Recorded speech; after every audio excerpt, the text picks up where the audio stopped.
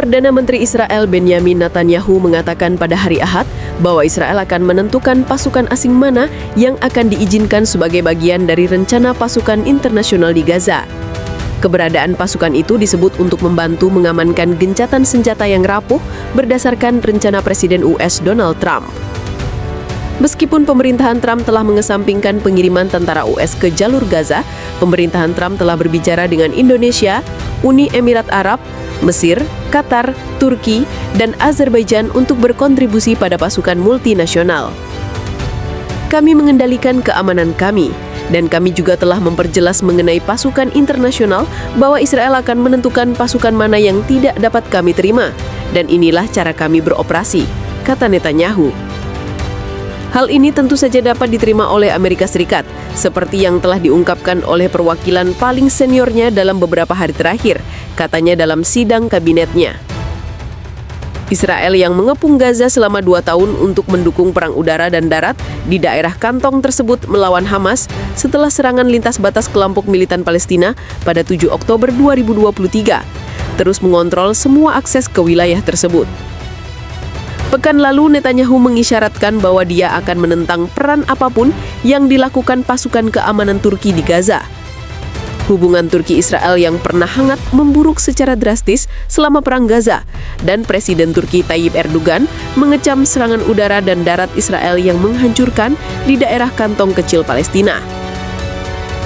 Menteri Luar Negeri AS Marco Rubio dalam kunjungannya ke Israel yang bertujuan untuk mendukung gencatan senjata, mengatakan pada hari Jumat bahwa pasukan internasional harus terdiri dari negara-negara yang membuat Israel merasa nyaman.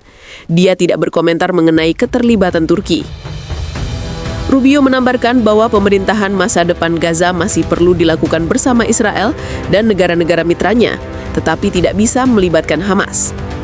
Rubio kemudian mengatakan bahwa pejabat US menerima masukan mengenai kemungkinan resolusi PBB atau perjanjian internasional untuk mengizinkan pasukan multinasional di Gaza dan akan membahas masalah ini di Qatar, mediator utama Teluk di Gaza pada Ahad. Tantangan terbesar terhadap rencana Trump adalah Hamas menolak keras upaya pelucutan senjata. Sejak gencatan senjata diberlakukan 2 pekan lalu sebagai tahap pertama dari rencana 20 poin Trump, Hamas telah melakukan tindakan keras terhadap klan-klan yang telah menguji cengkeramannya pada kekuasaan. Suasana pencarian jenazah sandera Israel yang terkubur di Khan Yunis, jalur Gaza, Jumat 17 Oktober 2025. Pada saat yang sama, jenazah 13 sandera yang meninggal masih berada di Gaza, dan Hamas menyebutkan adanya hambatan dalam menemukan mereka di reruntuhan akibat pertempuran.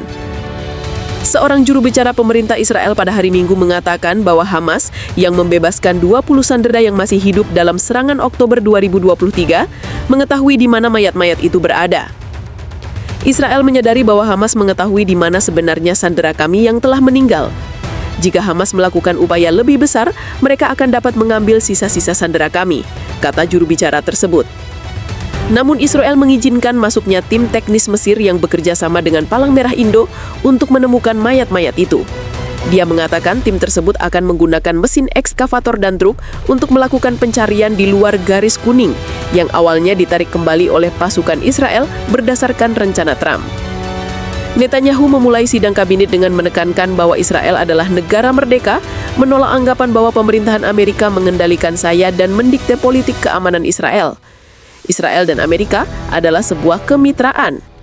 Diplomat dan analis mengatakan Trump berhasil mendorong Netanyahu yang telah lama menolak tekanan global untuk melakukan gencatan senjata di Gaza untuk menerima kerangka kerja Netanyahu untuk perjanjian perdamaian yang lebih luas, dan juga memaksa Netanyahu untuk menelepon pemimpin Qatar untuk meminta maaf setelah serangan bom yang gagal menargetkan perunding Hamas di negara tersebut.